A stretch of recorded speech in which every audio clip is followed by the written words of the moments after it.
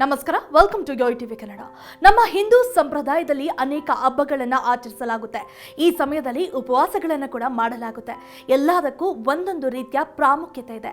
ಹಾಗೆಯೇ ಏಕಾದಶಿ ಉಪವಾಸಕ್ಕೆ ಹಿಂದೂ ಧರ್ಮದಲ್ಲಿ ವಿಶೇಷವಾದ ಮಹತ್ವವಿದೆ. ಏಕಾದಶಿಯಂದು ಉಪವಾಸವನ್ನು ಆಚರಿಸುವುದರಿಂದ ಚಂದ್ರನಿಂದ ಉಂಟಾಗುವ ಸಮಸ್ಯೆಗಳನ್ನು ಕಡಿಮೆ ಮಾಡಬಹುದು ಎನ್ನುವ ನಂಬಿಕೆ ಇದೆ. ಇನ್ನು ವೈಶಾಖ ಮಾಸದ ಕೃಷ್ಣ ಪಕ್ಷದ ಏಕಾದಶಿಯನ್ನು ವರುತಿನಿ ಅಥವಾ ವರುದಿನಿ ಏಕಾದಶಿ ಎಂದು ಕೂಡ ಕರೆಯಲಾಗುತ್ತದೆ.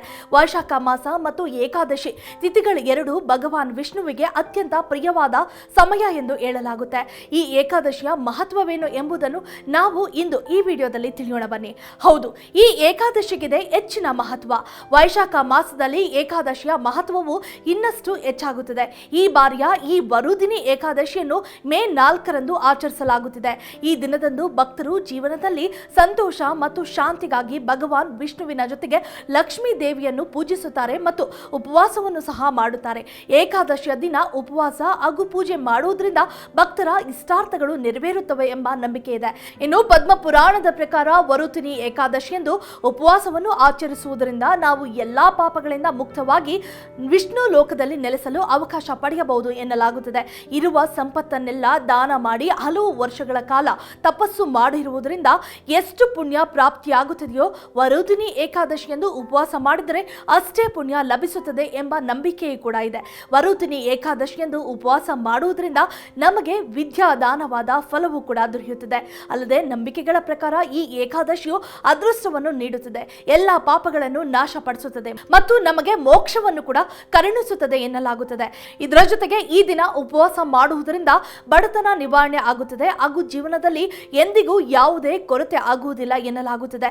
ದಂತಕಥೆಯ ಪ್ರಕಾರ ಹಿಂದಿನ ಕಾಲದಲ್ಲಿ ಮತಾಂಧ ಎಂಬ ತಪಸ್ವಿ ರಾಜನು ನರ್ಮದಾ ನದಿಯ ದಡದಲ್ಲಿ ಆಳ್ವಿಕೆ ನಡೆಸುತ್ತಿದ್ದ. ಒಮ್ಮೆ ರಾಜನು ತಪಸ್ಸು ಮಾಡುತ್ತಿದ್ದಾಗ ಕಾಡು ಕರಡಿಯೊಂದು ಅಲ್ಲಿಗೆ ಬಂದು ರಾಜನ ಕಾಲನ್ನು ಹಿಡಿದುಕೊಂಡಿತು. ಆದರೆ ರಾಜನು ತಪಸ್ಸಿನಲ್ಲಿ ಮಗ್ನನಾಗಿದ್ದನು. ಕರಡಿ ರಾಜನನ್ನು ಕಾಡಿಗೆ ಎಳೆದುಕೊಂಡು ಹೋಗುತ್ತದೆ. ಕರಡಿಯನ್ನು ನೋಡಿದ ರಾಜನಿಗೆ ತುಂಬಾ ಭಯವಾಗುತ್ತೆ.